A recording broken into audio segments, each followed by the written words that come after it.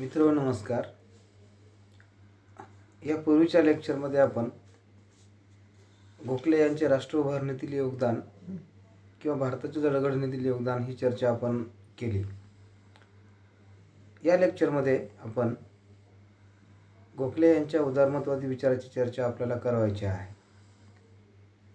जेव्हा आपण भारतीय विचारवंताचा विचार करतो, त्यांचा अभ्यास करतो, तर पाश्चिमात्य विचारवंत आणि भारतीय विचारवंत यांच्यात जो आपल्याला मूलभूत फरक दिसतो तो म्हणजे असा की पाश्चिमात्य विचारवंताच्या सिद्धांतामध्ये एक प्रकारची संलग्नता पाहायला मिळते किंवा त्यांचा सिद्धांत हा विशिष्ट संकल्पनेच्या भोवती फिरताना दिसतो. परंतु जेव्हा आपण भारतीय विचारवंतांचा आपण अभ्यास करतो तेव्हा अशी पर्टिक्युलर एखादी संकल्पना यांच्या सिद्धांताचा केंद्रबिंदू नसते, तर त्या सिद्धांतामध्ये अनेक स्वरूपाच्या संकल्पना या अधूनमधून येताना आपल्याला दिसतात.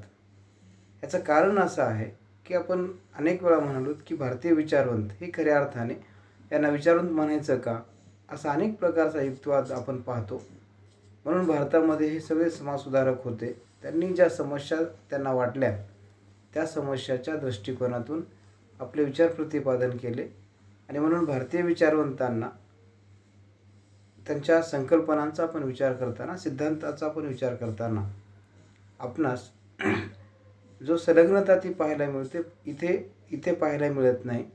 की म्हणून प्रत्येक विचारवंत जो भारतीय विचारवंत आहेत, अनेक वेळा असा प्रश्न विचारला जातो किंवा असा प्रश्न येतो की ह्या सगळ्या भारतीय विचारवंताचे मुद्दे हे सारखेच आहेत किंवा ते सगळ्यांचे विचार हे सारखेच वाटतात. जरी वरवर असं वाटत असलं तरी मूलभूत त्यांच्यामध्ये अनेक प्रकारचा फरक आहे, तो आपण लक्षात घेणं गरजेचं आहे.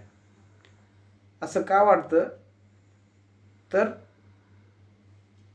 जे भारतातील सामाजिक समस्या आहेत, जे कळीचे मुद्दे आहेत, त्या कळीच्या मुद्द्याभोवती यांचे विचार फिरताना आपल्याला दिसतात आणि ते मुद्दे सोडवण्याकरिता या विचारवंतांचं योगदान हे महत्त्वपूर्ण आहे. म्हणून पाश्चिमात्य आणि भारतीय विचारवंतातला जो मूलभूत फरक आहे तो म्हणजे पाश्चिमात्य सिद्धांतकर्त्यांनी मांडलेले सिद्धांत हे एखाद्या संकल्पनेशी, जसं की प्लेटोचं न्याय आहे, तत्त्वज्ञ राजा आहे, त्याचं आदर्श राज्य आहे, त्याचं उपादर्श राज्य आहे, त्याचा साम्यवाद आहे, तर या संकल्पना विशिष्ट एक आधार घेऊन ते उभं राहिलेले आहेत. परंतु भारतामध्ये आपण जेव्हा विचारवंताचा अभ्यास करतो तेव्हा अशा प्रकारची एक संकल्पना पाहायला मिळत नाही, तर अनेक संकल्पना त्यांच्या विचारामध्ये येतात. आणि आणखी एक इथं महत्त्वाचं असं म्हणता येईल की भारतीय विचारवंतांमध्ये जेव्हा आपण त्यांचा सामाजिक विचार पाहतो, राजकीय विचार पाहतो, त्यांचे उदारमतवादी विचार पाहतो, तेव्हा आपणास एक जाणवतं की त्यांच्या प्रत्येक विचारामध्ये अनेक मुद्दे हे पुन्हा पुन्हा आपल्याला येतात. याचा अर्थ असा नाही की त्याच्यामध्ये रिपिटेशन आहे. याचा अर्थ असा होतो की जेव्हा आपण भारतीय समाज जीवन समजून घेण्याचा प्रयत्न करतो तर त्या संकल्पनाशिवाय किंवा त्या मूलभूत समस्याशिवाय आपण भारतीय विचारवंताचा अभ्यास आपण करू शकत नाही. म्हणून त्या संकल्पना की त्या चर्चा या पुन्हा पुन्हा येतात. जो भारतातील उदारमतवादी प्रवाह आहे, जो भारतीय उदारमतवादी आपण त्यांना म्हणतो, त्यामध्ये गोखले यांचं योगदान हे महत्त्वाचं आहे, हे आपल्याला नाकारता येत नाही. तर ती चर्चा आपण इथे करणार आहोत. गोखले यांचा उदारमतवाद हा 18व्या आणि 19व्या शतकातील पाश्चात्य उदारमतवाद्यांपेक्षा भिन्न आहे. जे पाश्चात्य उदारमतवाद आहे त्याची सुरुवात आपणास जॉन लॉकपासून करावी लागते. कारण जॉन लॉक याला उदारमतवादाचा जनक असं म्हणतात आणि ब्रिटनमधल्या ज्या वेगवेगळ्या प्रकारच्या क्रांत्या आहेत, 1215च्या मॅग्ना कार्टापासून ते 1688च्या राज्यक्रांतीपर्यंत आणि पुढे देखील त्या क्रांत्याचा विचार उदारमतवादी दृष्टिकोनातून, उदारमतवादी सिद्धांताचा भाग म्हणून या जॉन लॉकच्या विचारामध्ये पाहायला मिळतात. तो सामाजिक करार सिद्धांतापैकी ती दुसरी महत्त्वाची कडी होता, जो पहिला थॉमस हॉब्स, लॉक, रूसो आणि इमॅन्युअल कांट यांच्या विचारामध्ये आपण सामाजिक करार सिद्धांत आपण पाहतो. त्याबरोबरच J.S. मिलच्या उदारमतवादी विचाराचा प्रभाव देखील हा गोखले यांच्यावर होता. परंतु यांचा उदारमतवाद हा पाश्चात्य उदारमतवादासारखा आपल्याला दिसत नाही, तर तो थोडासा भारतीय उदारमतवादी विचार पाहायला मिळतो. कारण या ज्या विचारसरणी आहेत, ज्या आपण सिद्धांतामध्ये शिकतो किंवा आपण विचारसरणीमध्ये शिकतो किंवा आपण विचारवंताच्या अभ्यासामध्ये आपण शिकतो, तर आपण एक गोष्ट अशी लक्षात ठेवली पाहिजे की उदारमतवाद असेल, मार्क्सवाद असेल, या ज्या विचारसरणी आहेत, ह्या विचारसरणी देश आणि कालपरत्वे त्याचे संदर्भ बदलतात. म्हणजे जो उदारमतवाद युरोपमध्ये आहे, मुळात तो युरोपमधला उदारमतवाद हा व्यक्ती स्वातंत्र्य आणि आर्थिक स्वातंत्र्याभोवती फिरणारा आहे. म्हणून जॉन लॉकनी उदारमतवादी विचारामध्ये जे नैसर्गिक अधिकार मानले, त्या अधिकारामध्ये स्वातंत्र्याच्या आणि जीवनाच्या स्वातंत्र्यापेक्षा त्यांनी संपत्तीच्या अधिकाराला अधिक महत्त्व दिलं. म्हणून तो पाश्चात्य उदारमतवाद भारतीय समाज जीवनामध्ये किंवा विकसनशील राष्ट्राच्या राजकीय व्यवस्थेमध्ये किंवा वसाहतिक जीवनामध्ये तो जशाला तसा लागू होतो असं नाही, तर तो त्या देशातल्या परिस्थितीनुसार, तिथल्या राजकीय व्यवस्थेनुसार ते विचार आत्मसात केले जातात किंवा त्या विचाराची प्रासंगिकता आपल्या गरजेनुसार ती प्रतिपादन केले जाते. आणि त्यापैकी गोखले यांनी जो मांडलेला उदारमतवाद होता, तो पाश्चात्य उदारमतवादापासून जरी तो आलेला असला तरी जशाला तसा तो पाश्चात्य उदारमतवाद इथे नव्हता. कारण भारतीय परिस्थितीनुसार आपणास आवश्यक असणारा उदारमतवाद इथे त्यांच्या विचारात तो पाहायला मिळतो. आणि गोखले यांचा उदारमतवाद आपण समजून घेत असताना गोखलेंनी जी उदारमतवादाची संकल्पना मांडली, तर उदारमतवादाचा जो विचार आहे किंवा ही संकल्पना आहे किंवा सिद्धांत आहे, तो अनेक पदरी आहे. म्हणजे उदारमतवाद ही संकल्पना किंवा हा सिद्धांत एकच आहे असं नाही, तर याला अनेक स्वरूपे आहेत, अनेक त्याला पदर आहेत. मग आर्थिक उदारमतवाद आहे, सामाजिक उदारमतवाद आहे, राजकीय उदारमतवाद आहे. तर ह्या वेगवेगळ्या स्वरूपाचा संदर्भ किंवा उदारमतवादाचे वेगवेगळे रूपे समजून घेण्याचा प्रयत्न तो गोखले यांच्या विचारातून आपल्याला करता येतो. आणि म्हणून त्यांनी उदारमतवादाचा विचार करताना उदारमतवादाला एका विचारसरणीच्या स्वरूपात व्यक्ती आणि समाजातील जीवनपद्धतीच्या स्वरूपात उदारमतवादाला परिभाषित केले जाते. स्वतंत्रता हा उदारमतवादाचा एक प्रमुख सिद्धांत आहे. आणि हा सिद्धांत जीवनाच्या कोणत्याही क्षेत्रात कोणत्याही प्रकारच्या रचनात्मक हस्तक्षेपाला अमान्य करतो. आणि तसेच तो सामाजिक क्षेत्रात देखील, राजकीय क्षेत्रात देखील, आर्थिक क्षेत्रात देखील जो रचनात्मक हस्तक्षेप आहे, वेगवेगळ्या संस्थांचा, वेगवेगळ्या व्यक्तींचा, तो हस्तक्षेप उदारमतवादाने अमान्य ठरवलेला आहे.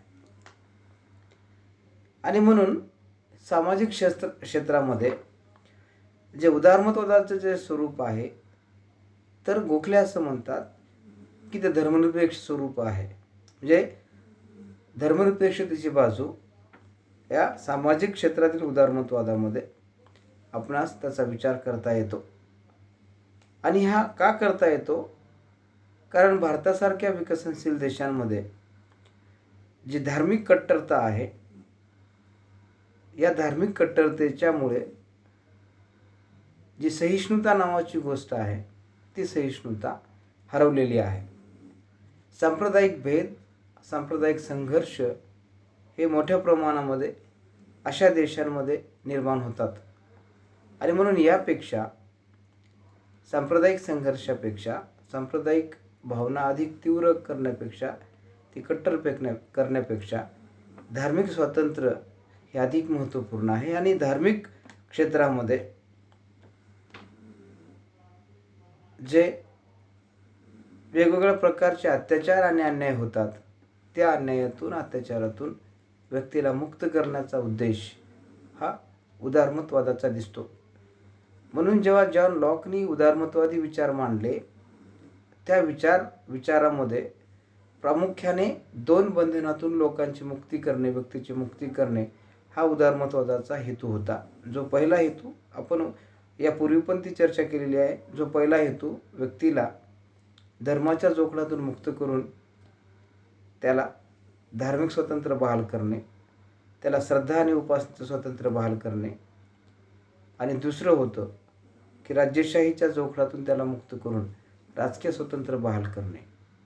हा मुख्य हेतू उदारमतवादी सिद्धांताच्या निर्मितीमागचा होता आणि जॉन लॉकनी ही भूमिका स्पष्ट केलेली होती. नंतरच्या काळामध्ये प्रत्येक देशांनी आपल्या आवश्यकतेनुसार उदारमतवादी सिद्धांत आत्मसात केलेला आपल्याला दिसून येतो. आणि मग आर्थिक क्षेत्रातील उदारमतवाद हा मुक्त व्यापाराचे समर्थन करतो. त्याबरोबरच निर्यातीमधले जे काही बंधने आहेत ते बंधने उठवून स्वतंत्र स्पर्धेचं समर्थन करतो. वस्तू आयात आणि निर्यातीचं समर्थन करतो. आणि तो असं म्हणतो की वस्तूच्या आयात आणि निर्यातीवर राज्याची कोणत्याही प्रकारची बंधने नको आहेत.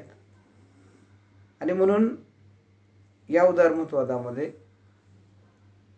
जे नैसर्गिक संसाधनाचं वितरण आहे, आर्थिक लाभ आहेत, हे काही निवडक व्यक्तीच्या हाती, समाज घटकाच्या हाती एकवटू नये आणि विशिष्ट वर्गाची व्यक्तीची मक्तेदारी त्यावर निर्माण होऊ नये, यासाठी हा उदारमतवादी विचार पुढे येताना आपल्याला दिसतो. आणि या विविध स्वरूपाचं समर्थन गोखले यांच्या विचारामध्ये पाहायला मिळतं. म्हणजे विशिष्ट वर्गाची मक्तेदारी म्हणजे कोणती, तर उदाहरणामध्ये मध्ययुगामध्ये धर्मावर पोपची मक्तेदारी होती आणि राज्यावर राज्याची, राजेशाहीची, त्याच्या कुटुंबाची, त्याच्या घराण्याची मक्तेदारी होती. म्हणून ही मक्तेदारी नष्ट होऊन प्रत्येक नागरिकाला त्याचं व्यक्तिगत स्वातंत्र्य, त्याचे अधिकार, त्याला वेगवेगळ्या प्रकारच्या संधी प्राप्त होणं हा उदारमतवादाचा हेतू असल्याचा आपल्याला पाहायला मिळतो. याचं समर्थन हे गोखले यांच्या विचारामध्ये आपण पाहतो.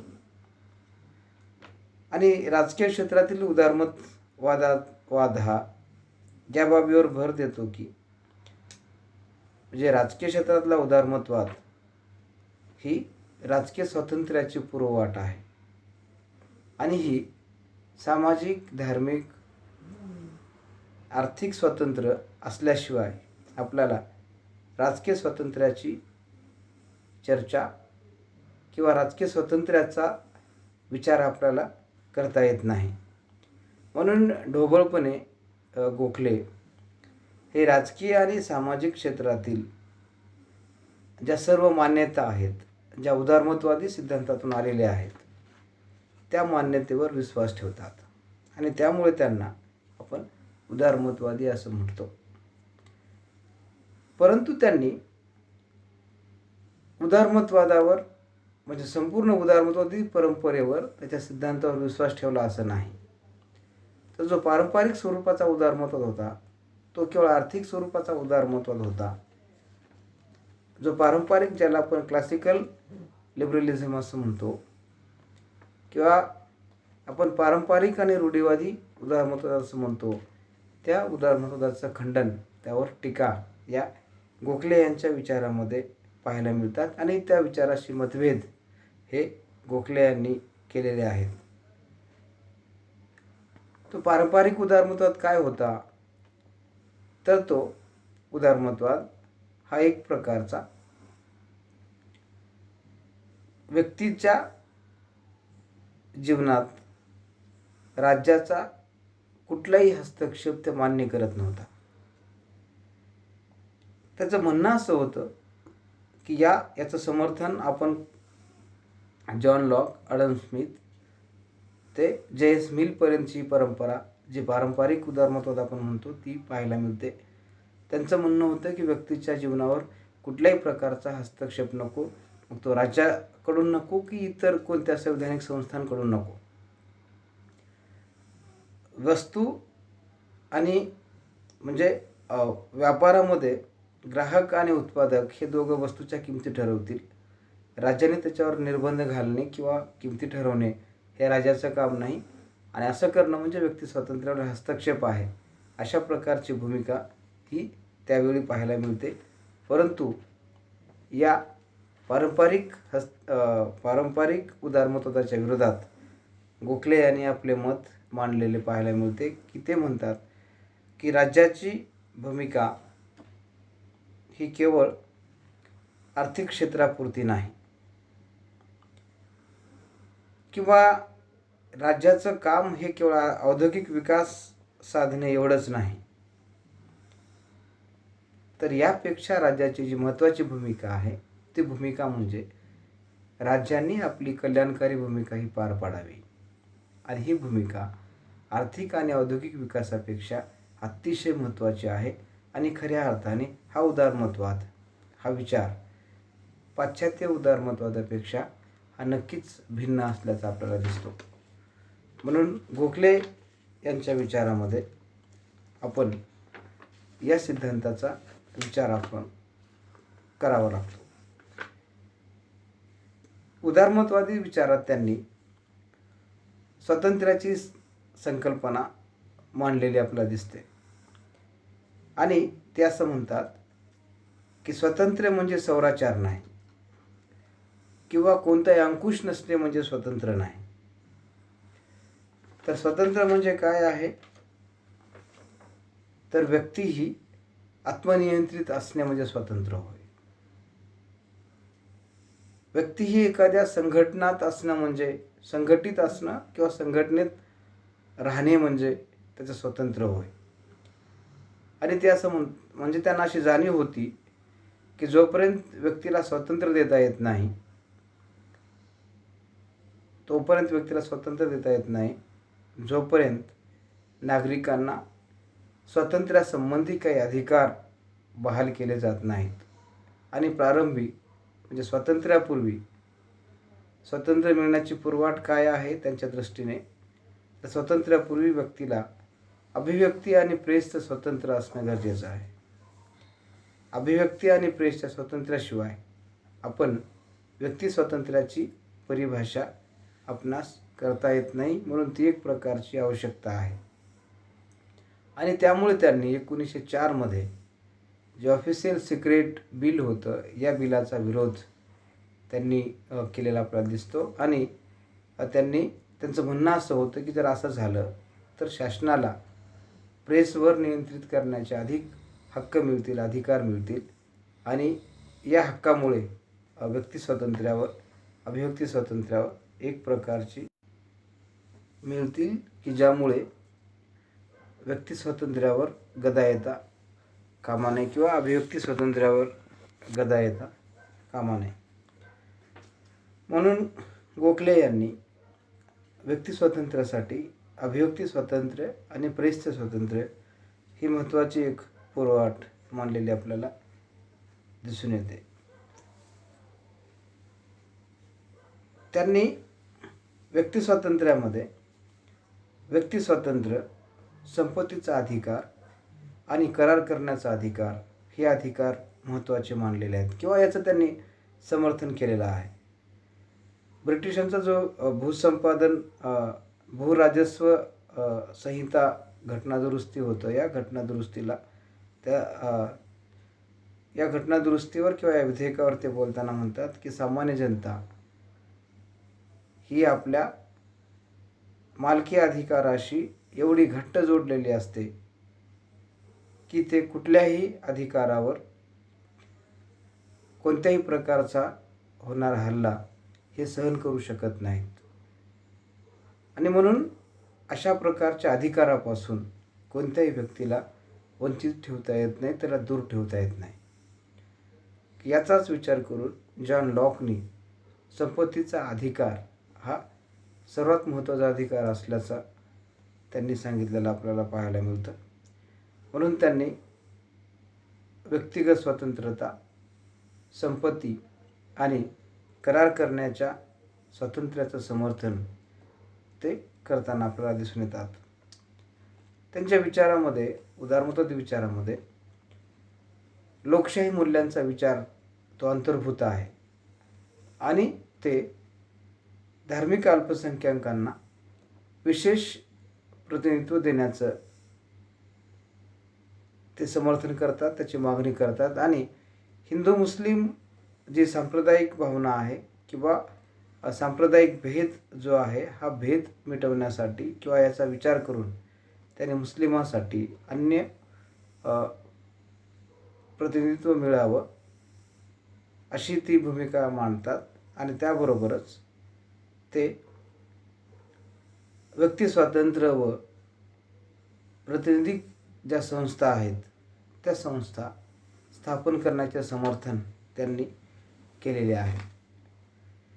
त्यांनी उदारमतवादातील जो निरहस्तक्षेप आहे, व्यक्तीच्या कुठल्याही कार्यावर कोणत्याही प्रकारचा हस्तक्षेप राज्यांनी करू नये, त्याची चर्चा आपण या सुरुवातीला आपण केली आहे, थोडक्यात केली. तर त्या निरहस्तक्षेप सिद्धांताचं ते खंडन करतात. आणि त्यांनी J.S. मिलपेक्षा थोडासा वेगळा विचार इथे मांडलेला आहे. म्हणजे शासनाचा कुठलाही हस्तक्षेप पारंपरिक उदारमतवादाने अमान्य केलेला आहे, J.S. मिलपर्यंतच्या विचारापर्यंत, उदारमतवाद विचारापर्यंत. परंतु गोखले असं म्हणतात की सामाजिक आणि आर्थिक क्षेत्रात, धार्मिक क्षेत्रात राज्याचा हस्तक्षेप हा महत्त्वपूर्ण आहे आणि आवश्यक हस्तक्षेप असणं हे गरजेचं आहे. केवळ आर्थिक क्षेत्रामध्ये राज्याचा हस्तक्षेप असणं गरजेचं नाही, तर राज्यातील प्रत्येक क्षेत्रांमध्ये राज्याचा हस्तक्षेप या माध्यमातून अधिकाधिक व्यक्तींना सुखी करण्याच्या दृष्टिकोनातून, त्यांना सवलती, त्यांना लाभ मिळवून देण्याच्या दृष्टिकोनातून, कल्याणकारी राज्याच्या दृष्टिकोनातून त्यांचा हा विचार अतिशय महत्त्वाचा ठरतो. गोखले यांनी शासनाचे जे कार्य सांगितलेलं आहे ते कार्य म्हणजे शासनाने केवळ व्यक्तिगत स्वतंत्रता बहाल करावी किंवा व्यक्ती स्वातंत्र्याचे समर्थन करावे किंवा व्यक्ती स्वातंत्र्याला समर्थन करणाऱ्या कायद्याची निर्मिती करावी एवढंच नाही, तर गोखले असं म्हणतात उदारमतवादाच्या पुढे जाऊन की जनतेच्या नैतिक आणि न्यायोचित हिताला प्राधान्य देऊन त्याची पूर्तता करण्यासाठी राज्यांनी कटिबद्ध असलं पाहिजे. जी विकास नावाची संकल्पना आहे, शासनाने विकासाच्या प्रक्रियेमध्ये जे अनैसर्गिक जी आव्हाने आहेत, तर त्या आव्हानावर मात करून त्या आव्हानांना सोडवून व्यक्तीचा सर्वांगीण विकास हा त्याच्या कल्याणाच्या दृष्टीने महत्त्वाचा आहे आणि तो विकास राज्याने साध्य करावा अशी भूमिका ही गोखले मांडताना आपल्याला दिसतात. पण विकास नावाची संकल्पना ही सर्वव्यापी आहे. म्हणजे आजच्या ज्या विकासाच्या संकल्पना आहेत त्या संकल्पनासारखी नाही. की उदारमतवादाचा मुख्य हेतू की व्यक्तीचा आणि समाजाचा विकास घडवून आणण्यासाठी व्यक्तीवर असणारी जी सगळी बंधने आहेत ती बंधने दूर करून प्रत्येक व्यक्तीला समान संधी, त्याचं स्वातंत्र्य, त्याची समता, बंधुत्व,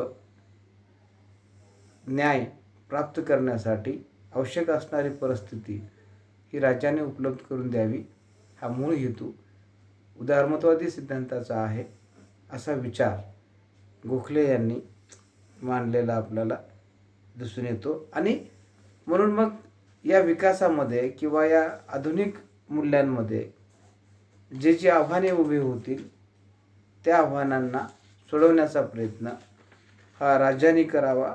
जे अडथळे येतील ते अडथळे दूर करण्याचा प्रयत्न राज्याने करावा अशी भूमिका ते मांडतात. आणि गोखले असं म्हणतात की भारताला अशा शासनाची गरज आहे की यापुढे जनकल्याणाशिवाय सर्व बाबी गौण आहेत आणि विदेशातील जे भारतीय आहेत, ज्या भारतीयांचा अपमान होतो, अवमान केला जातो, तो थांबवण्यात यावा आणि त्यांच्या नैतिक आणि भौतिक विकासाची व्यवस्था करण्यात यावी आणि त्यांच्या नैतिक आणि भौतिक हिताला प्राधान्य देण्याचा प्रयत्न करावा. आणि त्याबरोबरच ते म्हणतात की राज्य हे केवळ पोलीस स्टेट म्हणून नाही, तर राज्याची जेव्हा जेव्हा गरज असेल तेव्हा तेव्हा राज्यांनी देशाच्या सामाजिक, आर्थिक, राजकीय क्षेत्रात हस्तक्षेप करून देशाला प्रगतीपथावर घेऊन जाण्यासाठी, त्याचा विकास करण्यासाठी राज्याचा योग्य हस्तक्षेप महत्त्वाचा आहे, अशी भूमिका ते आपल्या उदारमतवादी विचारामध्ये मांडताना आपल्याला दिसून येतात. म्हणून थोडक्यात आपण गोखले यांच्या उदारमतवादी सिद्धांताचा विचार आपण केला आहे. हा आपणासाठी समजून घेण्याचा महत्त्वाचा भाग आहे आणि या माध्यमातून आपल्याला या संबंधी येणारे प्रश्न सोडवण्यासाठी त्याची मदत होईल. बाकी राहिलेला जो भाग आहे आपण नंतरच्या लेक्चरला पूर्ण करूयात. धन्यवाद.